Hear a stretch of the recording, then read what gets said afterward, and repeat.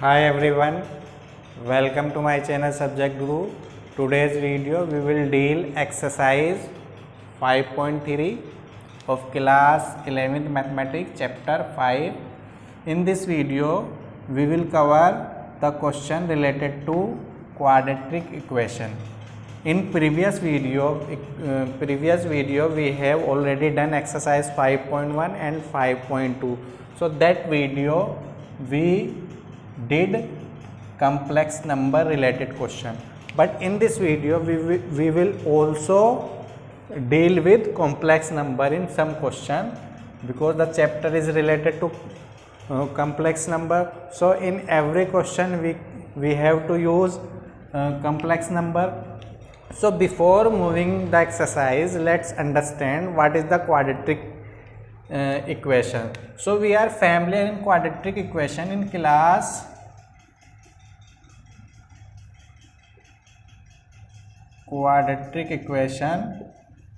in class 10. So what is the quadratic equation? Quadratic equation is nothing, only that highest degree must be 2, isn't it? अगर किसी polynomial में highest degree 2 है, यानी जो power है वो हाईएस्ट 2 है, तो वो पोलिनोमियल क्वाड्रेटिक पोलिनोमियल हो जाता, isn't it? और अगर हम उसके इक्वल में कोई वैल्यू पुट कर दें, चाहे वो 0 है, वेदर इट इज 0 और any number, so that polynomial must be equation, तब वो इक्वेशन बन जाता है, isn't it? तो ये तो हम फैमिलियर है. देखिए यहाँ पर डिग्री क्या है, हाईएस्ट 2 है, ठीक. तो अब ये और भी मैं राइट कर सकता हूँ. देखो जैसे मैं यहाँ राइट कर दूँ x² plus 2x plus 4 equals to 0.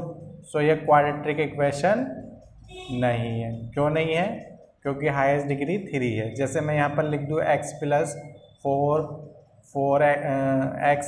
4 equals to 0, ये भी नहीं है क्योंकि हाईएस्ट डिग्री क्या होगी, 2 होगी, ठीक है. तो इस एक्सरसाइज में we will deal quadratic equation, isn't it? अब देखो जनरल फॉर्म जो होती है ना, जनरल फॉर्म जो होती है किसी क्वाड्रेटिक इक्वेशन की, ax² plus bx plus c होती किसी क्वाड्रेटिक इक्वेशन की जनरल फॉर्म. अब जब हमने 10th क्लास में चैप्टर किया है, चैप्टर नंबर 4, तो वहाँ पर हमने डिस्क्रिमिनेंट फाइंड आउट किया. तो डिस्क्रिमिनेंट का क्या फॉर्मूला होता है, d equals to b square minus 4ac, ठीक है. अब इसमें हमारे 3 टाइप में हम इसको डिवाइड कर देते. एक तो d की वैल्यू जब 0 से लेस देन होती थी, ठीक. एक d की वैल्यू जब 0 से ग्रेटर देन होती थी, और एक जब d की वैल्यू 0 के इक्वल होती थी. ये हमने डिस्क्रिमिनेंट में फाइंड आउट किया है.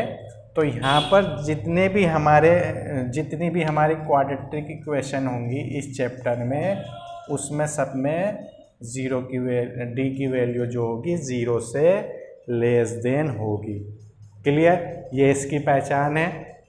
इक्वेशन तो हमने वहाँ भी सोल्व की है 10th क्लास में, बट वहाँ पर क्या था, वहाँ पर d की वैल्यू जब 0 के इक्वल हो जाती थी, तो हमने क्या किया, हम वहाँ पर रूट्स फाइंड आउट नहीं करते थे. हम लिख देते नो रियल रूट और रूट डज नॉट एग्जिस्ट, ये लिख देते थे वहाँ पर यहाँ पर हम क्या करेंगे, क्योंकि हमें यहाँ पर एक न्यू नंबर की इंफॉर्मेशन मिली है. वो न्यू नंबर क्या है, इमेजिनरी नंबर. तो इसलिए यहाँ पर हम क्या करेंगे, हम यहाँ पर सॉल्यूशन इसका कर सकते हैं, ठीक है. तो यहाँ हम राइट करते थे नो रियल रूट्स हैं, तो कौन से रूट्स होंगे, इमेजिनरी होंगे. वहाँ हमें इमेजिनरी नंबर का पता नहीं था, तो हम लिख देते रूट डज नॉट एग्जिस्ट. यहाँ पर हो गया रियल एंड डिस्टिंक्ट रूट्स. और यहाँ हमारा था इक्वल रूट्स, ठीक है, यहाँ पर इक्वल रूट्स है। तो ये हम ऑलरेडी स्टडी इसकी कर कर आ चुके हैं, किस क्लास में, क्लास 10th में। नाउ हेयर मैंने आपको पहचान बता दी, एक तो फैक्टर नहीं होंगे इसमें, जैसे मैं यहाँ पर कुछ इक्वेशन लिख दूँ x² + x + 1, सो 1 के such factor after adding we get 1, so it is not possible. और d की वैल्यू हमेशा क्या आएगी, लेस देन 0 आएगी, ठीक है। तो हम यहाँ पर सोल्व करेंगे, इज़न्ट इट। तो चलिए एक्सरसाइज को स्टार्ट करते हैं हम। क्वेश्चन तो हमने इसके 10th क्लास में भी किए थे इक्वेशन को सोल्व करने के लिए, यहाँ लेकिन सारे ही नो रियल रूट होंगे, वहाँ हमारा एग्जिस्ट नहीं होता था। चलिए let's see first question of this exercise. ये थोड़ी बेसिक मैंने इसकी इंफॉर्मेशन दे दिया आपको।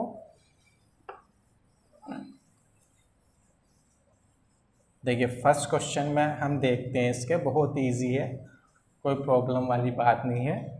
डिस्क्रिमिनेंट मेथड से करेंगे इसे, या कह सकते हैं क्वाड्रेटिक फॉर्मूले से हम इसको करेंगे।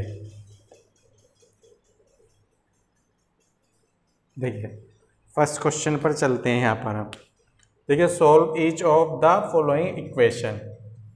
ये हमारा 10th में भी ऐसे लिखा हुआ होता था, वहाँ पर हम 3 मेथड पढ़ते थे। पहला मेथड हमारा होता था क्या, इक्वेशन को सोल्व करने का, फैक्टराइजेशन मेथड। सेकंड हमारा होता था कंप्लीटिंग स्क्वायर, और थर्ड हमारा होता था क्वाड्रेटिक फॉर्मूला। तो यहाँ पर हम क्वाड्रेटिक फॉर्मूले का यूज़ करेंगे, क्योंकि यहाँ हमारे नो रियल रूट आएंगे, ठीक है। अब देखिए ये हमारी इक्वेशन है x² + 3 = 0। तो ये तो सिंपल इक्वेशन है, हम इसको इधर शिफ्ट कर देंगे। इसमें हमारा x² है और कांस्टेंट टर्म है, इसमें को x वाली टर्म नहीं है, मतलब x वाली टर्म इसमें प्रेजेंट नहीं है। तो जनरल फॉर्म तो हमारी है नहीं है, हम इसे सिंपल वे में कर सकते हैं। 2 लाइन में हम क्या कर सकते हैं, इसको 3 को इधर शिफ्ट कर दो, तो x² + x² = -3, ठीक। x = ±√-3। अब आप कहोगे कि प्लस माइनस क्यों लगा दिया, आप पहले तो कभी नहीं लगाते थे, पहले तो कभी आपने प्लस माइनस नहीं लगाया, इस क्वेश्चन में आप प्लस माइनस लगा रहा हो, ठीक है। तो ये आपके पूछना बनता है इस क्वेश्चन में। लेकिन देखिए जब हम जैसे मान लो हम 25 का स्क्वायर रूट ले रहे हैं, ठीक। तो जब हम 25 का स्क्वायर रूट फाइंड करते थे तो हम 5 लिख देते थे यहाँ पर, लेकिन ±5 होता था ये भी, ठीक है। हम क्या करते थे वहाँ पर, ओनली हम पॉजिटिव वाला नंबर ले लेते थे और नेगेटिव वाला नंबर लीव कर देते थे, ठीक है। ओनली हम पॉजिटिव नंबर ले लेते थे। स्क्वायर रूट वहाँ भी प्लस माइनस में फाइंड आउट होता था, ठीक है। तो कोई प्रॉब्लम वाली बात नहीं है, स्क्वायर रूट हमेशा प्लस माइनस में ही आता है। अगर हम किसी नंबर का स्क्वायर रूट फाइंड करेंगे, जो उसका सोल्यूशन आएगा वो प्लस माइनस में आएगा।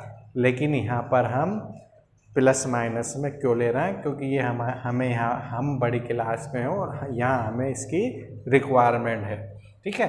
तो अब देखिए मुझे एक बात बताइए आप, ठीक है, मुझे एक बात बताइए, जब किसी नंबर का स्क्वायर रूट निगेटिव में आ जाता तो हम किसका यूज़ करते हैं, आई का यूज़ करते हैं, पढ़ के आ चुके हैं इसे भी हम। तो हम यहाँ पर क्या राइट कर देंगे, ±√3 × -1, ठीक है। मैं पहले भी बता चुका हूँ, इसकी इंट्रो वीडियो में भी बता चुका हूँ कि अगर -7 है तो हमारा 7i आएगा, ठीक है। इसको कैसे लिख देंगे, -7 × -1, यानी 7 × -1 7, और इसकी value we know very well I होती है इसकी वैल्यू। तो यहाँ हमने i यूज़ कर दिया, तो प्लस माइनस √3 i गेट हो गया। तो यही हमारा इसका रिक्वायर्ड सॉल्यूशन हो गया। ठीक है, हमने किसके लिए सोल्व कर लिया, x को, इक्वेशन को x के लिए सोल्व कर लिया। वहाँ भी हम x के लिए सोल्व करते थे क्लास 10th में। देखिए अब थोड़ा बड़ा क्वेश्चन ले लेते हैं हम, सेकंड क्वेश्चन पे चलते हैं हम। सेकंड क्वेश्चन की बात करेंगे अब हम। देखिए सेकंड क्वेश्चन में क्या है आपका, सेकंड क्वेश्चन में जो आपकी क्वाड्रेटिक इक्वेशन है, आपके क्वाड्रेटिक इक्वेशन सेकंड क्वेश्चन में है 2x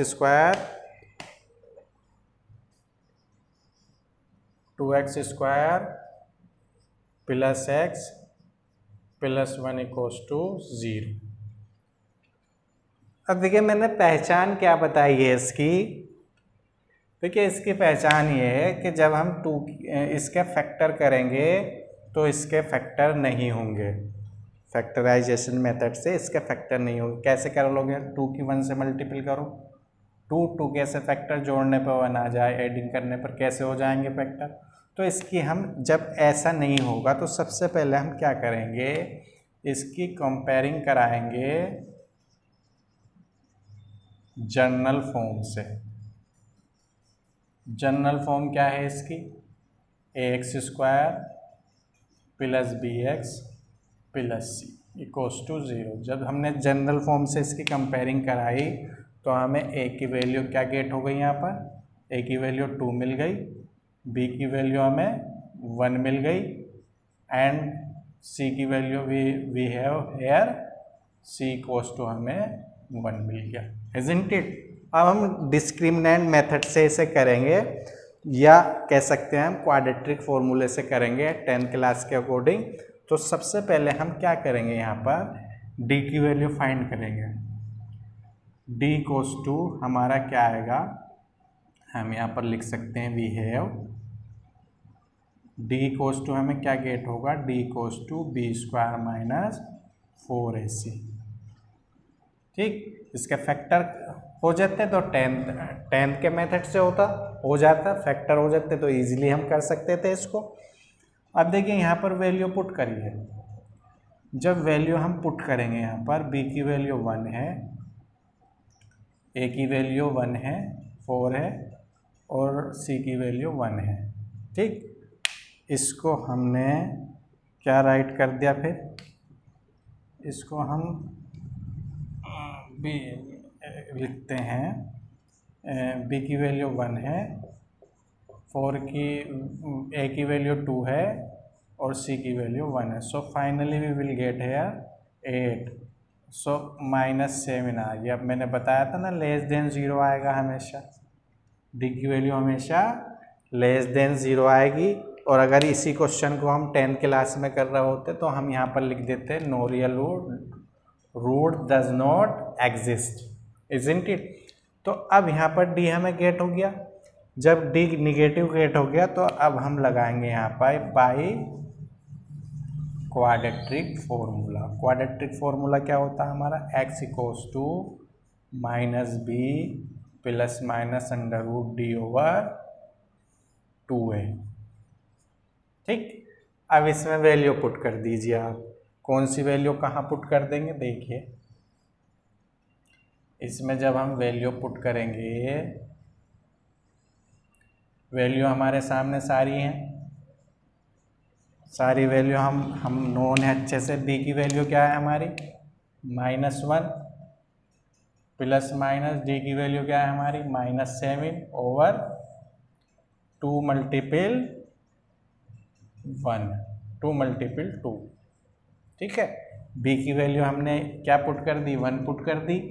d की वैल्यू हमने फाइंड कर दी थी, d की वैल्यू हमेशा जब आएगी निगेटिव ही आएगी। ठीक है, लेस देन 0 आएगी।